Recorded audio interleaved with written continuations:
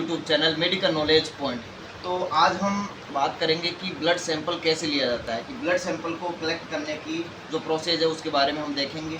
हम blood sample collect करने के बाद में उसको है ना लैब के अंदर सेंड करेंगे, वहाँ पर उसको भेजेंगे, तो वहाँ से वो रिपोर्ट वगैरह जो आगे की प्रोसेस है वो तो हो जाती है। तो हम देखेंगे कि ब्लड सैंपल कैसे लेते हैं। तो देखिए, सबसे पहले इसमें हम अनबॉक्सिंग करते हैं सिरिंज की। तो देखिए, ये सिरिंज आप देख रहे हैं, जैसे कि ये सिरिंज 10 ml की सिरिंज है। देखिए, इसके 3 पार्ट होते हैं बेसिकली। ये जो पिस्टन वाला पार्ट है, आगे पीछे करने का पिस्टन वाला पार्ट है, जो मिडल पार्ट है जिसके अंदर फ्लूइड फिल रहता है, उसको बोलते हैं बैरल पार्ट। ठीक है, वो जो इसका लोअर पार्ट है, ये हम देखें कि इसके अंदर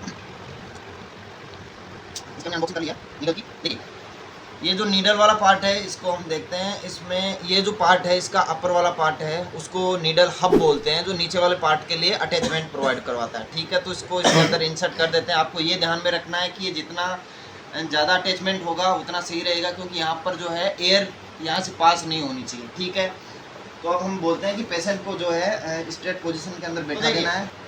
सबसे पहले हमारे को पेशेंट को ऐसे नॉर्मल पोजीशन के अंदर बिठा देना है। हो सकता है ये आइडियली रूप से तो पेशेंट को सुलाया जाता है, ताकि इसके अंदर ब्लड जो सर्कुलेशन है वो ग्रेविटी के अलोंग रहे। ठीक है, तो अब हम हमारे पास आप जैसे कि एक टोर्नाक्यूट बैंड होता है, तो वहाँ से आप इसको बांध सकते हैं। वो टोर्नाक्यूट बैंड बांधने से जो है वो आपकी जो वेन है वो क्लियरली विजिबल होती है। ठीक है, तो हम तो बिना किसी टोर्नाक्यूट बैंड के भी ले लेते हैं, उसमें कोई प्रॉब्लम नहीं है।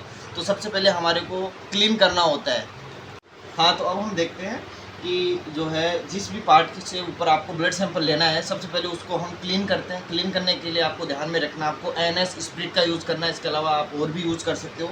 तो हमने एक कॉटन लिया है, कॉटन के ऊपर हमने NS स्प्रिट डाला है। ठीक है, आपको ये याद रखना है कि इसके अंदर आपको सेंट्रल से पेरीफेरी के ऊपर इसको क्लीन करना होता है, सेंटर टू पेरीफेरी।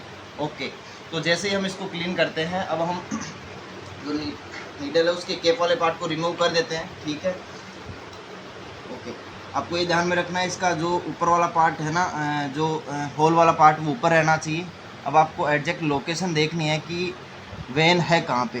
ठीक है, ओके, ऐसे आपको टच करते हुए देखना है कि आपको अंदाज़ लग जाएगा कि यहाँ पर वेन हो सकती है।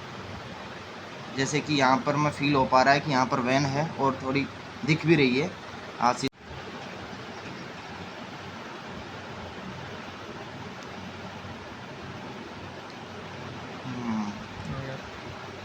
तो देखिए, ये जैसे कि फ्लूइड आ रहा है, हमारे को लगभग 5 ml लेते हैं। ठीक है, हमारे को 5 ml की रिक्वायरमेंट होती है। अलग अलग टेस्टों के अंदर अलग अलग रिक्वायरमेंट होती है। ठीक है, तो ये हमने 5 ml जो है वो फ्लूइड कलेक्ट कर लिया है।